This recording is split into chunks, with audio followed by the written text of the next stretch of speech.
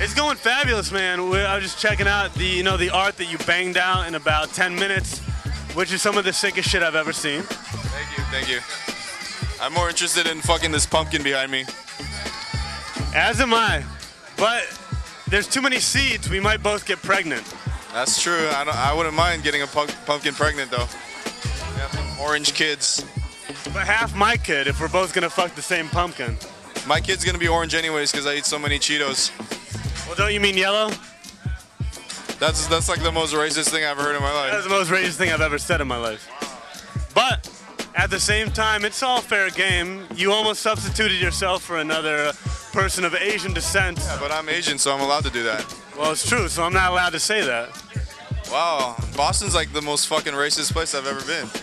Well, I'm not gonna argue that. I'm not gonna argue that for 5 seconds. Talk about where it all began. Your dad was an artist. Yeah, he was dope. He was, he encouraged me drawing from the time I was a little kid, so it's, in a way, my parents are like very typical Asian parents, but since my dad didn't get to pursue his art career, you know, him and my mom were very encouraging of letting me do what I want, so. Why didn't he get to pursue his art career? Probably because there was like tanks and missiles being dropped on Korea at the time, and he's the oldest son of his family, and it's not really something you tell your parents when you're in the middle of a war and you're the oldest son out of 7 brothers and sisters.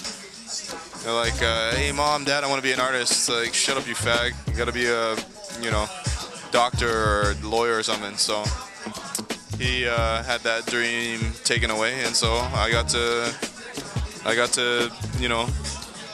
fulfill his dreams and my dreams.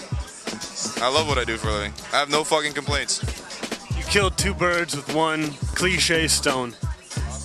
No, fuck can be your answer. Fucking inspires me to do anything. Fucking definitely does inspire me, but when the shit goes down, we're gonna be the first to go.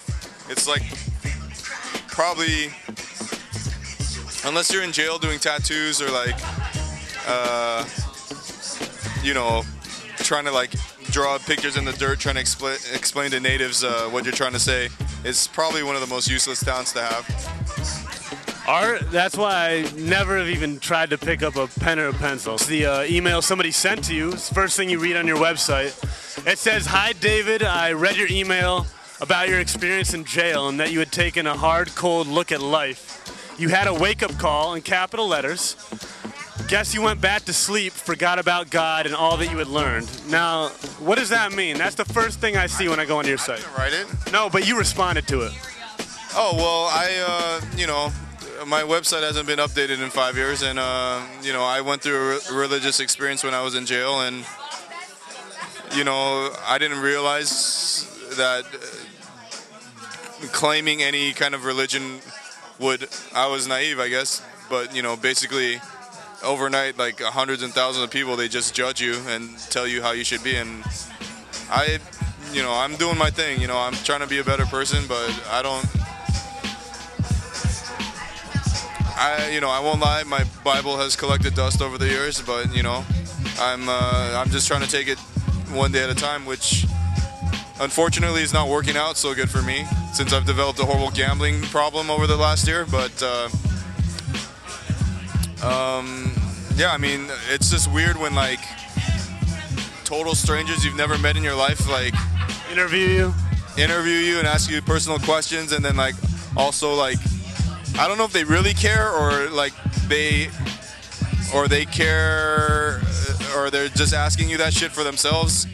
But it's the whole thing is weird when all of a sudden people are asking you like shit that you don't even talk to your like family about, So I just try to take it one day at a time.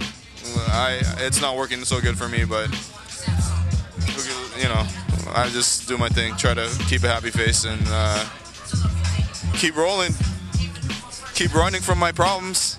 The faster I keep running, the longer I stay away from home, the longer I don't have to deal with any real life issues, and that's the answer to my life right now.